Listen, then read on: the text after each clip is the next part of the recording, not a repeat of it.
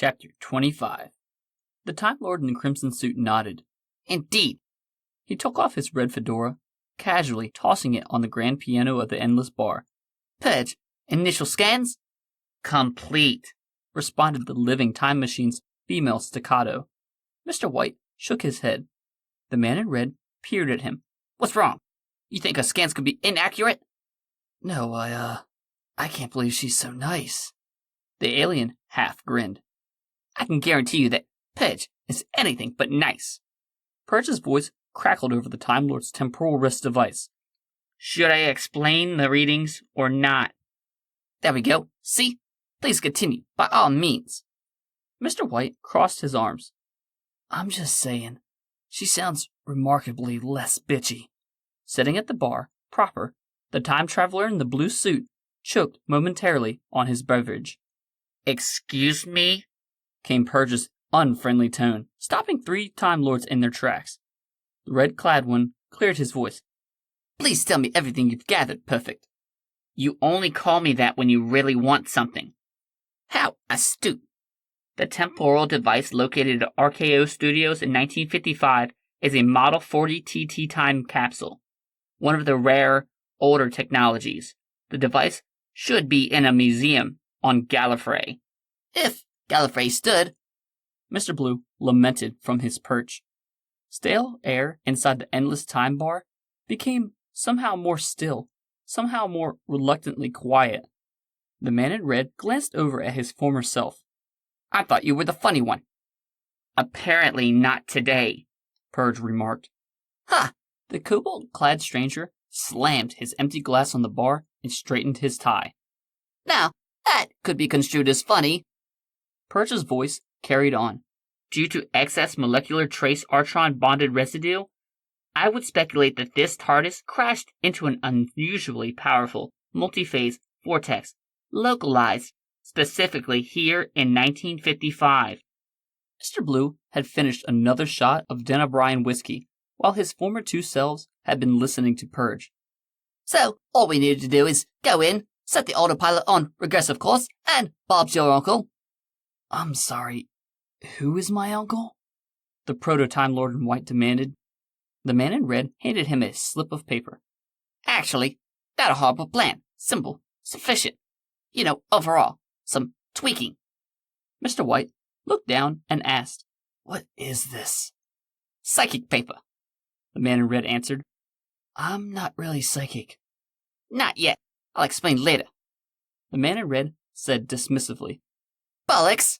Mr. Blue chugged one last spirit. He's lying. Why would I lie to myself? The alien in the cobalt suit stood, running his hand over his platinum crew cut. People do it all the time. Now, let's get rid of the High Lord's granddad's ancient pile of rusty bolts, thereby saving 1991. Mr. White stared at him blankly, as did the man in red. Well, the rest of the future as well. Obviously, sure, 1991 wasn't that great, even in the normal. Purge interrupted. You will be well advised to exercise caution. This is not a stable temporal event. Within the crate itself, I have detected multi-dimensional instability. Most likely some rudimentary HAD system. Mr. Blue waved absently in the air. Shall we? With that, the second incarnation of Traveler exited the Endless. If time is indeed fractured, you could very well end up in different eras aboard this TARDIS, Purge concluded. I don't think the Cockney guy cares, Mr. White answered. The man in red shrugged and motioned for his former self to follow. Through the haphazard, blurry temporal and physical threshold, they passed from the existence of the time bar and into a bright, warm California morning in 1955.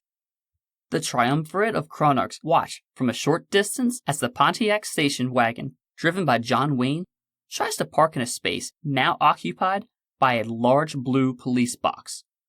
He blows his horn a few times, then reverses out, smashing his rear light against another car, and finally screeches off to look for a parking space further away from the studio buildings, cursing loudly as well as explicitly the entire time.